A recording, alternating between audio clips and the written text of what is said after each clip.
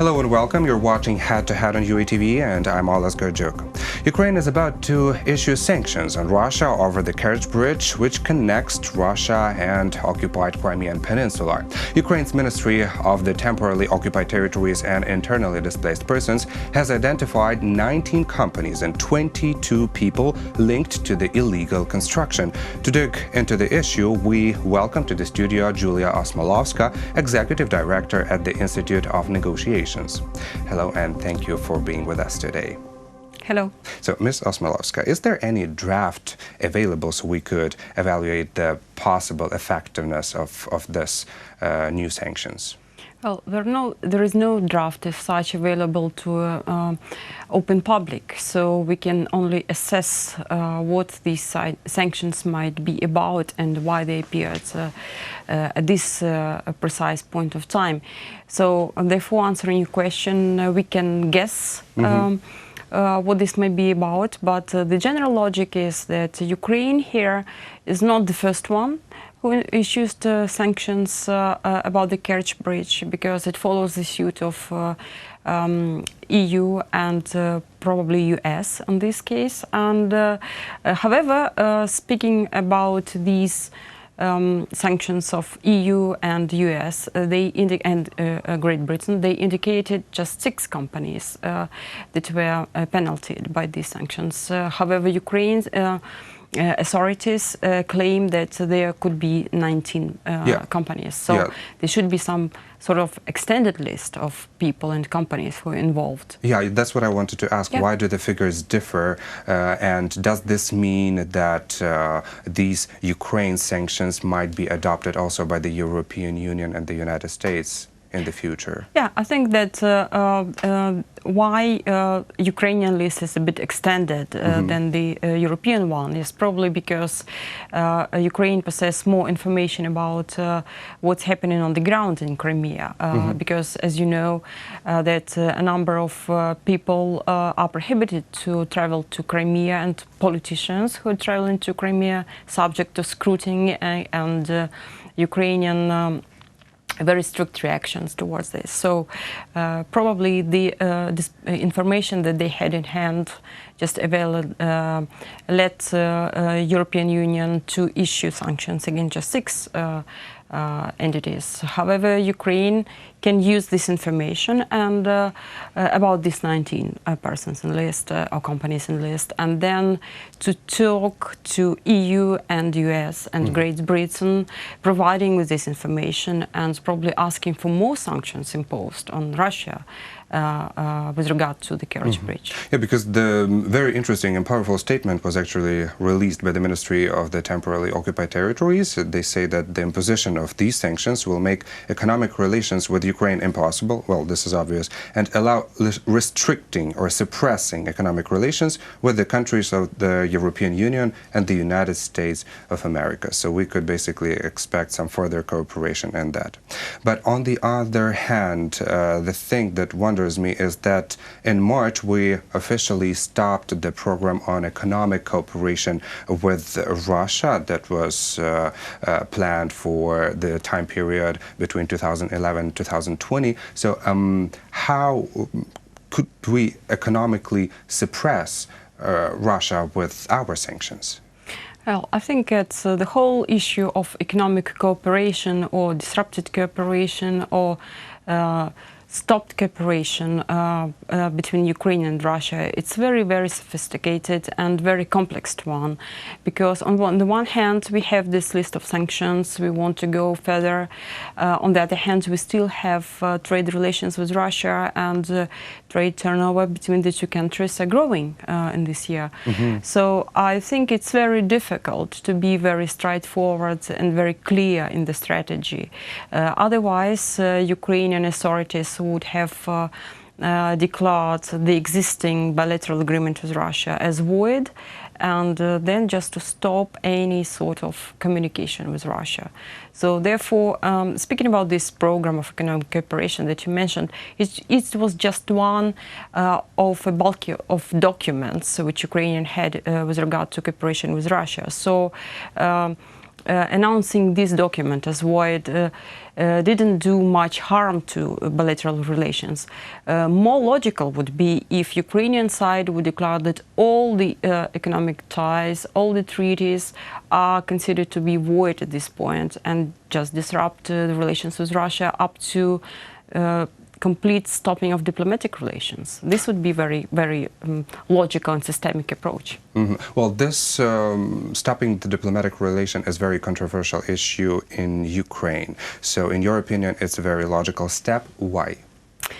It should be a very logical step if we consider the strategies that Ukrainian authorities are playing right now.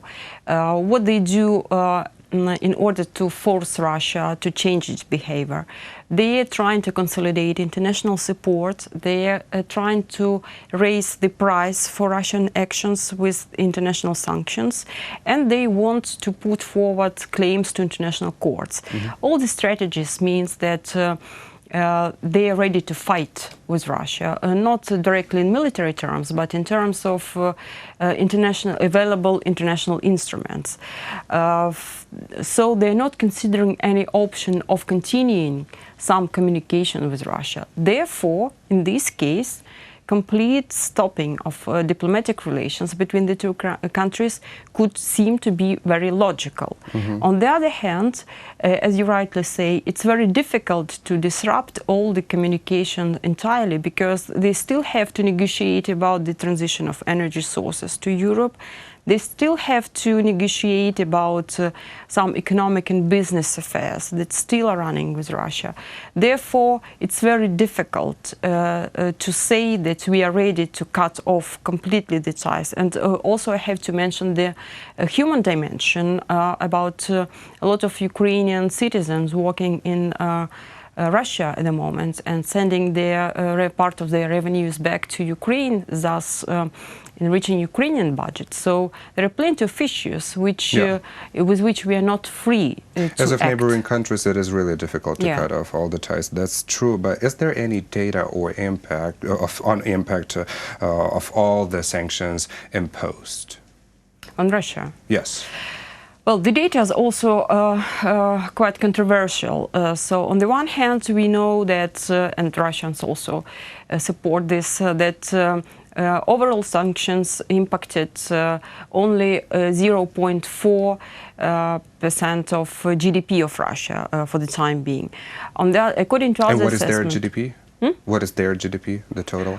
I don't remember precise figure at the moment, but this is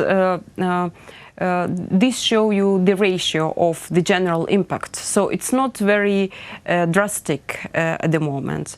There also you have to understand that there are still counterbalancing factors like rise in energy prices. So Russia can a bit neutralize this negative effect from the sanctions for the time being. By increasing the price for the gas? No. I mean that the price for oil, for instance, right now at the point which is not considered in Russia to be a sort of a negative or closing to zero, in order not for Russia to be prepared to save some funding for future operations. So it means that at the moment it is more or less comfortable for Russia, if I may use this word, to go ahead with this level of sanctions. But International Monetary Fund estimates that in a midterm run, this could impact 10% of Russia's GDP. Midterm sanctions. run, what time midterm frame run, are we it's talking about? average counted from 3 to 5 to 7 years. Okay. So in this period of time, given the current level of sanctions existing and environment and international circumstances for Russia to balance its economy is still the same. So with the current trend, you can see this possible impact according to IMF estimations. On the other hand, we already have heard an initiative from parts of American congressmen to tighten sanctions and to put more financial burden onto Russia and make it more discomfortable for them to bear sanctions. In your opinion, what other restrictions could be imposed on Russia? Basically, the bank sector is sanctioned, the energy sector is sanctioned. What else could be sanctioned to make it more powerful and effective? Well, basically they say about similar type of industries and sectors that could be covered by sanctions. But the position of American congressmen is that current level of sanctions is not sufficient enough in order to force Russia to change its behavior. So it has to be higher, it should be extended. And so far it's roughly like 700 companies and peoples are from Russian Federation under sanctions, international sanctions, because of the actions in Ukraine and in Syria. So they probably would be seeking to extend this list of people and companies suffering. The most sensitive for Russians, if you can listen to their reflections on this idea, this initiative from American congressmen, is that they would be very sensitive if these sanctions would broaden the list of companies operating in energy sector, possible investment in energy sector, then borrowing and lending, which is supported by Russian governmental securities. So these type of actions could be sensitive for Russians, and they already started to raise their concerns about possible sanctions. Well, speaking of the United States, let's remind this sanctions imposed in April by the United States against a list of Russian oligarchs and companies, right, connected to the Kremlin. There was a huge reaction in the media, well, supporting and condemning this step. I need to hear your opinion. How effective have these sanctions been until now? Well, to my mind, Americans or any other country could definitely play with this type of strategies in order to make Russia more willing to communicate and to do some concessions at some point in the future, because it means that sanctions or claims to international courts could be considered as a sort of not very comfortable alternatives for Russians. So it means that this might happen to you in case you are not willing to talk and to do some concessions. But it doesn't mean that these alternatives could be 100% effective in order to force Russia to change its behavior. So it could be considered like a backstage alternatives that you have to keep in your pocket in order to talk to Russians and try to get them interested in real negotiations and finding some compromises. How does this strategy comply with Trump's behavior? Yeah, it complies not just with Trump's behavior, but also with behavior of American congressmen. Right these days, Russians are receiving the delegation from Congress, and they're talking about different issues at stake in bilateral agenda and also in international affairs. And so far we've heard already that American congressmen already invited Russians to pay a reciprocal visit to the United States. So it means that they still keep the doors open for a dialogue, but they're strengthening these alternatives, which could be quite costly to Russia if they're not willing to communicate and to change their behavior. So like a package, this could be very efficient strategy, but solely each of these elements hasn't proved its 100% efficiency in so far. Well, on the other hand, after this Trump meeting Putin that just happened lately, the world media was condemning Trump for being too soft with Putin. So how could we understand this bilateral dialogue that they develop right now with the American congressman? Would they stand for what Trump stands, or what does Trump stands for actually? Nobody understands. No, they simply want to find issues which could be easy to agree on with both sides, thus building more trust in between the two sides, and then probably going to more sensitive issues in the future. So you shouldn't treat Trump's position in these negotiations as a sort of weakness, because it's not the point that you negotiate with an enemy. This is a sign of weakness. This is not. The sign of weakness could be the very terms of negotiated agreement, and we haven't seen any terms so far, and we haven't seen any agreement in between them so far. So I would rather stick to another comment of Trump according to this, with regard to this meeting, which is very important. He said that I would rather take political risk in order to reach peace, rather than to risk peace for political considerations. So it means that he is willing to talk, but it doesn't mean that he is willing to give up. So do you think that he would ever give up Ukraine or not? No, Ukraine is one of the issues, regretfully for us, Ukraine is just one of the issues they're talking about. And because normally every negotiations, such complex negotiations, they're happening like a package deal. So we have to invest a lot of efforts in diplomatic communication with the United States in order for Ukraine not to be the less priority in their list.